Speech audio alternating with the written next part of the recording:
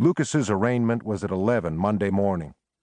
At 8 a.m., I met a sheriff's deputy at the courthouse and rode with her in her cruiser to the spot on the river where Lucas and the girl from Shorty's had been found.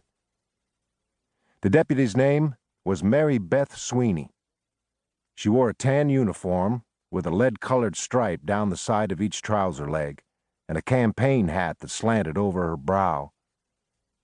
Her face was powdered with pale brown freckles, and her dark brown hair hung in curls to her shoulders. She was new to the department and seemed to have little interest in either me or her assignment. "Were you a law officer somewhere else?" I asked. "CID in the Army." "You didn't want to work for the feds after you got out?" I said.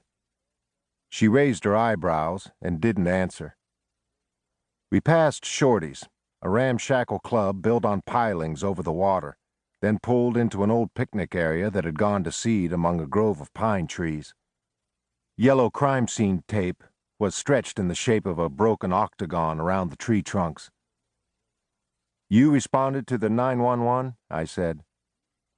"I was the second unit to arrive." "I see."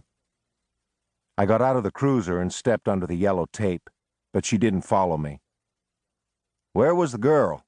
I said. "Down there in those bushes by the water." "Undressed?"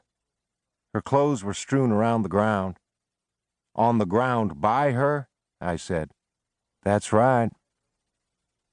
The soil in the clearing was damp and shady, and tire tracks were stenciled across the pine needles that had fallen from the trees. "And Lucas was in his truck passed out about here?" I said. "Yes, sir." "You don't have to call me sir." I walked down to the river bank. The water was green and deep, and cottonwood seeds swirled in eddies on top of the current. "You know, I never heard of a rapist being arrested because he was too drunk to flee the crime scene," I said.